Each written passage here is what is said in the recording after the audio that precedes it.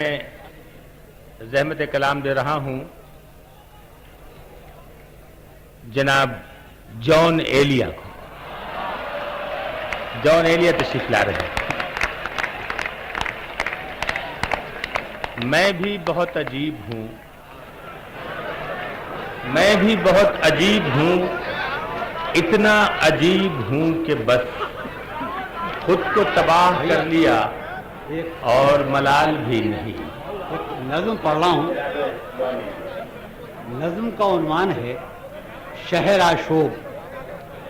شہر آشوب گزر گئے پس در کی اشارتوں کے وہ دن۔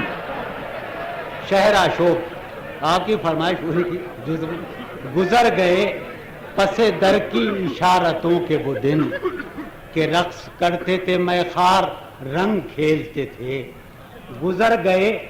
پس در کی اشارتوں کے وہ دن کہ رقص کرتے تھے میخوار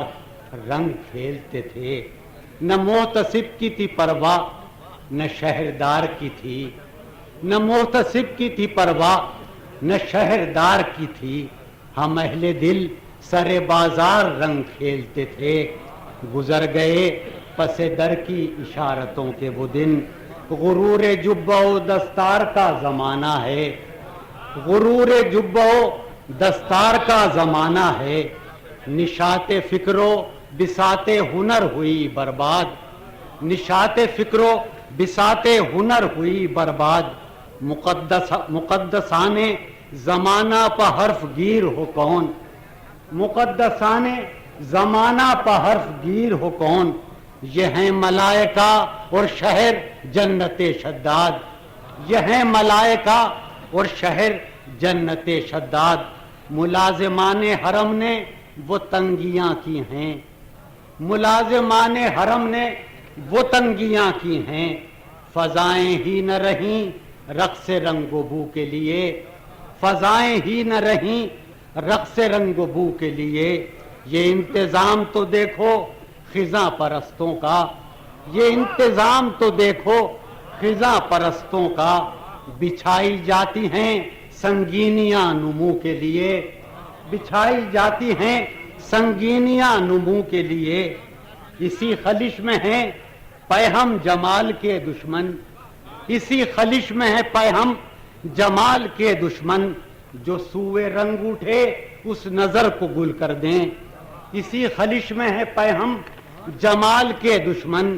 جو سوئے رنگ اٹھے اس نظر کو گل کر دیں، جو سوئے رنگ اٹھے جو بس چلے کہیں ان کا تو یہ فضا بیزار، جو بس چلے کہیں ان کا تو یہ فضا بیزار، شفق کا رنگ بجھا دیں سحر کو گل کر دیں، شفق کا رنگ بجھا دیں سحر کو گل کر دیں، یہ دور وہ ہے کہ دانشوروں کے چہروں پر، یہ دور وہ ہے کہ دانشوروں کے چہروں پر جہالتوں کی شبیہوں کا خوف طاری ہے۔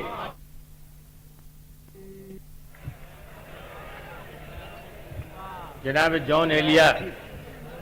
نظم سنا رہے تھے، اب میں زحمت کلام دے رہا ہوں